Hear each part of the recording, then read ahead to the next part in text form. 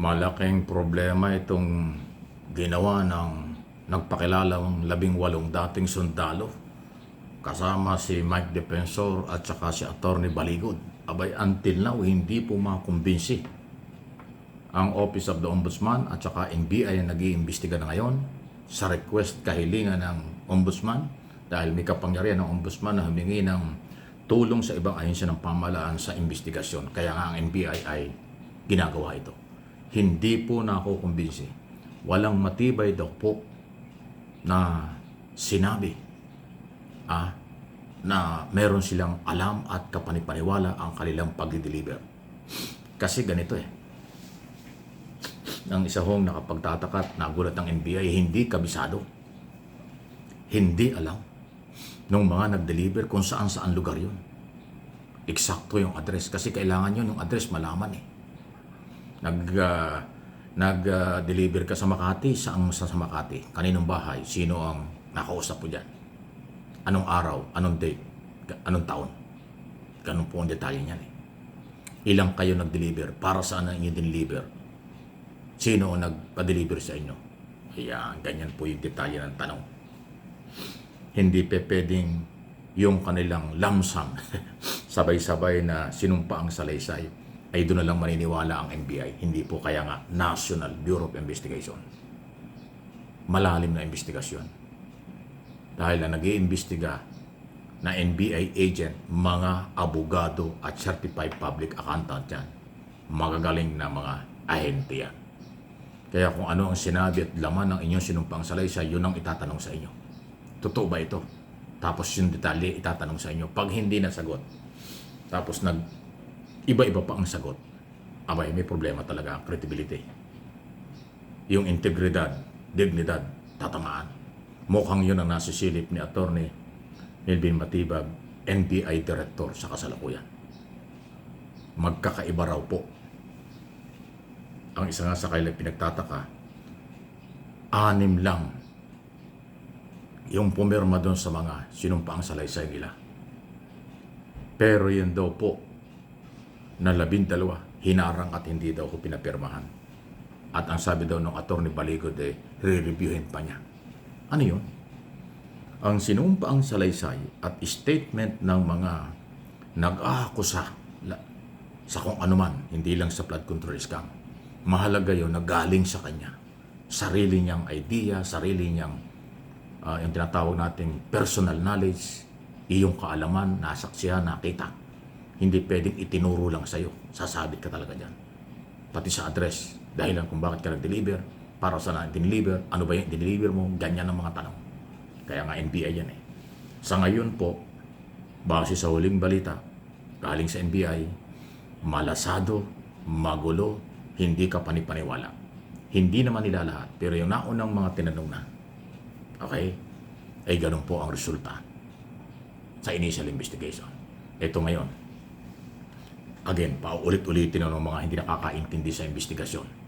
Sasabihin, bakit ba yan ang iniimbestigahan? Dapat ang imbestigahan yung inakusahan. Aba, sandali. Bago mo imbestigahan, ipatawag ang inaakusahan, yun muna talagang nag-aakusa. Ang dapat ay tanungin. Sino ka? Bakit ka nag-aakusa? Anong ebidensya mo? Anong papapatunay mo? Gano'n yun. Parang kapitbahay mo.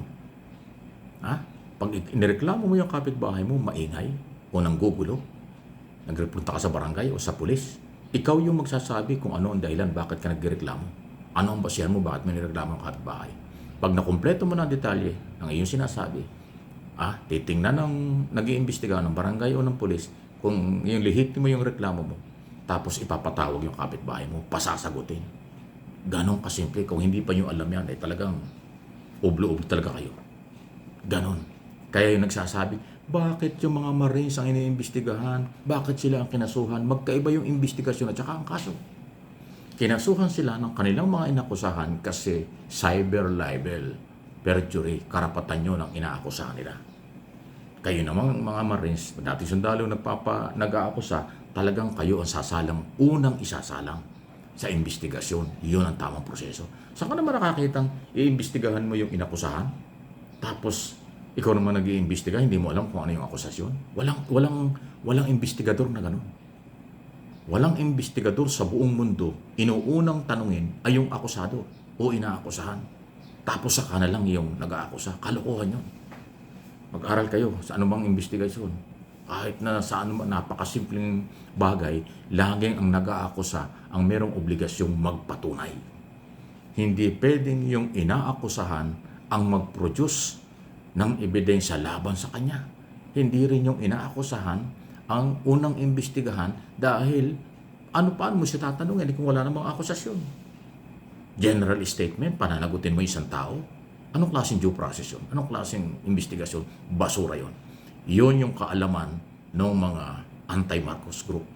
Yan yung kaalaman ng kumakampi doon sa 18 Marines. Naniwala sila na kung ano sinabi ng Marines, maniwala na tayong lahat. Maniwala na mga otoridad. Hulihin, kasuhan, ipakulong na yung kailang inakusahan. Diktador na sistema yan. Maling pamamaraan yan. Hindi yan rule of law. Hindi yan due process. Yan ay above the law. Pag sila ang nasunod. Kaya hindi pwede. No one is above the law. Ignorance of the law excuses no one. Alam niya ng NBI, alam ng ombudsman yan. Alam yan dapat ng mga abogado, lahat ng abogado. Lalo na yung mga nagtatanggol sa anti-Marcos group o yung 18 mga sundalo. Ako nga sa aking tingin dito, kawawa itong mga sundalong ito. Sa bandang huli, pag sila inilaglag at iniwan sila ng kanilang mga abogado, kawawa sila dahil napakarami ng kaso.